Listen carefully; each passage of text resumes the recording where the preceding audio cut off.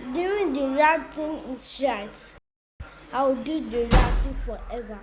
This is a well-grilled, properly seasoned, large-size barbecue catfish with a side of fries, bit of salad, and a glass of orange juice. And this happens to be what I'm getting for dinner. However, this fish has nothing to do with our fish in the story today. It's just me taking care of myself after what I would call very difficult exams. A few moments later. So a while ago, my niece was going to go and make her hair. We're having like this little family outing, and my nephew and I decided to be gentlemen. I'm trying to accompany her. So my nephew, myself, the nanny, and my little niece of a terrorist all went to the salon. Now, beside the salon, there was this shop where they sell fish. Now, the fish in this case has some sort of relevance to our story, unlike my delicious barbecue catfish. So beside the salon, there was this shop where they sold unsalted codfish.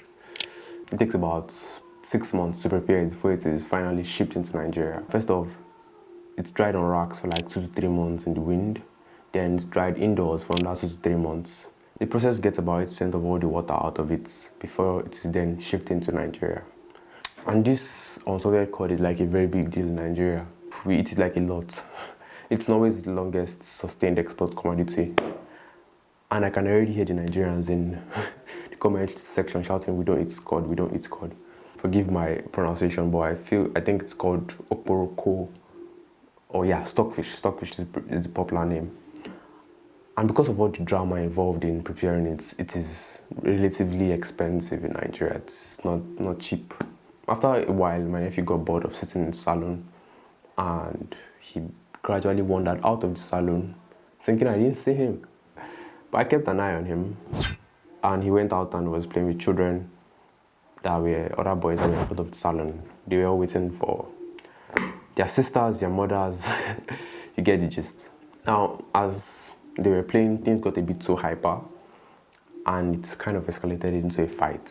And while this fight was building up and preparing to occur, everyone else was focused on my niece's hair, and I was just about to stand up, and then I heard a voice. Hold up, hold up, hold up, hold up. That's exactly what I said. See, my nephew has been watching too much of Super Gecko Muscle and Catboy. Yeah. PJ Maxx. That's the name. PJ Maxx. PJ Maxx. He has been watching too much of PJ Maxx to not know how to fight. I've been sparring with the lad. So I'm like, let's see who wins. If he gets too serious, of course, I'd let Pepple intervene and prevent him from losing his teeth or his eye. His mom will have my head. But yeah, I was curious enough He had a fair point, so I listened to him just this time and I allowed the fight to occur. So opponents one, my nephew. And his name is John Cena.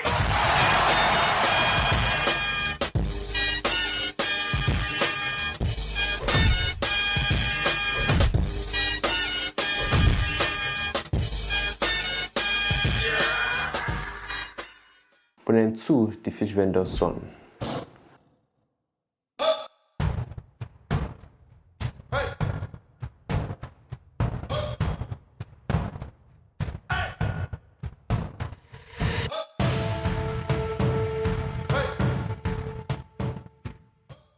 So yeah, my nephew is 5 and he has the physique of a 7-year-old. And his opponent was 7, but he was a bit smaller than my nephew.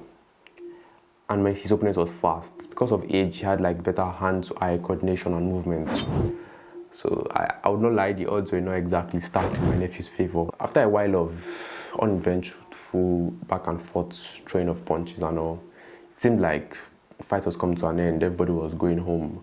My nephew was heading back to the salon to come and meet me. The vendor's son was also going back to his mom's shop. And then all of a sudden I realized he wasn't going back. He went towards his mom's shop to charge at my nephew. And fortunately, my nephew saw him from the corner of his eyes. I don't know how, but somehow, my nephew saw him, pushed his body weight in the right way, and held his ground. It was at this moment that he knew. He fucked up. And Vendor's son, saying this, was about to run back again and probably call it quits for real this time. But my nephew was not taking chances. So he held him and he shoved him. And he staggered. My nephew, like I said, was a bit larger. So when he shoved him, the boy staggered back.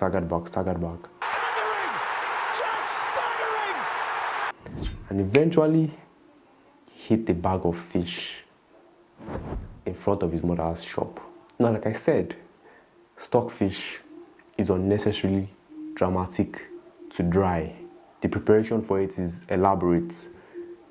It seemed like the stockfish was about to fall into a ditch, and his mom jerked up to quickly grab the bag before it would fall into the ditch full of water. After the vendor managed to get the bag out of the ditch, she got angry and was about to spank her son, and was shouting and raking on the children that were in front of the shop and the fact that they were playing. So I stood up to save my nephew, and I was like, "Oh, Raymond, how could you do that?" And I acted all dramatic. I took him home. On our way home, I explained to him that Jesus wouldn't like him to fight, and explained to him that fighting wasn't good. Took him home, acted like I was going to spank him, told him to face the naughty corner. But deep down, I was happy. My nephew won. Vendor's son 0. Proud uncle. Genuinely, very proud uncle. I rushed back though to check on the vendor and find out how much we'd be paying for damages for the fish. Fortunately, the ditch the fish fell into was dry. There was no water there, and nothing happened to our fish. My niece got done making her hair, and I took her home. We were preparing to go to the movies, and his mom came. So now, this was around the time when Sonic just came out. I don't know if you're familiar with Sonic the Hedgehog, but my nephew loves Sonic. Sonic is his favorite cartoon. My nephew can probably trade me for Sonic. Okay, no, he loves me so much, but genuinely, he loves Sonic. He doesn't joke with Sonic. So when his mom, my sister, got back from work that day, she asked, Raymond, how was your day? She checked up on him as usual, and of course, my nephew somehow forgot that he had been in a fight. But me being a proud uncle, I had to tell her, your son had got into a fight and he won. My sister decided to take things up a bit. So she explained to him that, during your fight, remember that you got the bag of fish into the ditch, and as a result, we have to pay for the fish. And now, since we're paying for the fish, you can no longer go and watch Sonic. Ladies and gentlemen, we spent the next 10 minutes hearing this boy doing everything to exonerate himself, explaining that he was not at fault, which was very cute, but he was almost crying. He was this close to crying.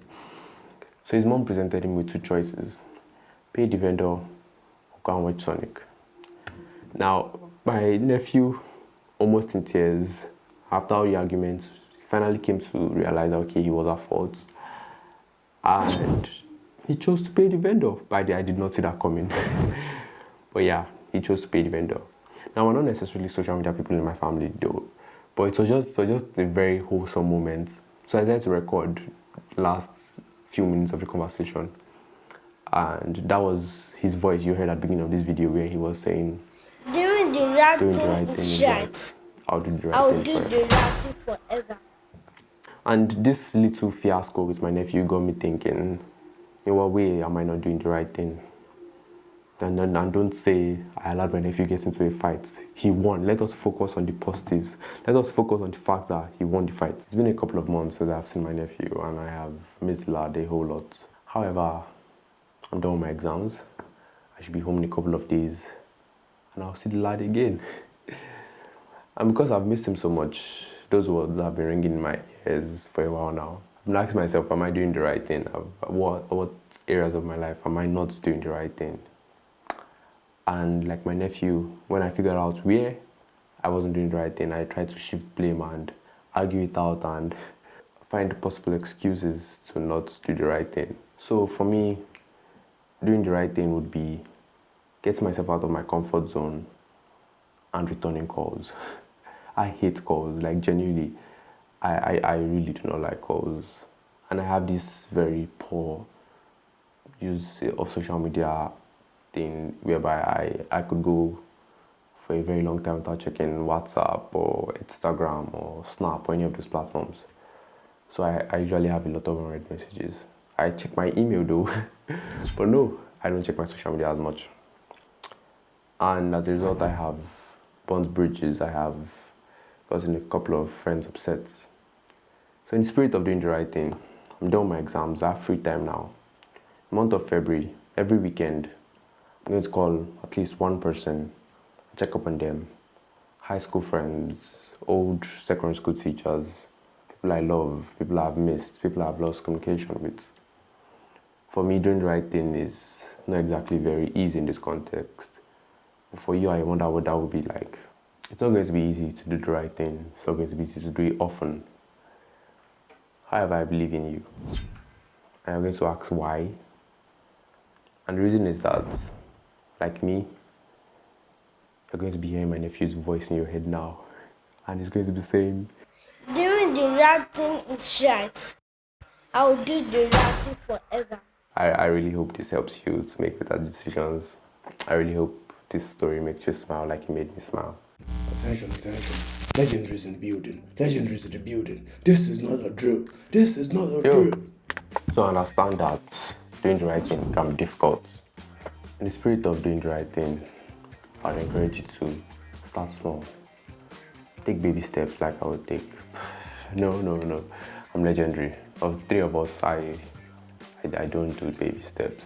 Legendary steps or nothing. But the most serious note though, start by doing something small. Perhaps you've made it this far in the video and you realize that, oh, you're not subscribed. Hit that subscribe button. I don't know where it is. I feel it can be here or here. Here. Hit the button regardless. Subscribe.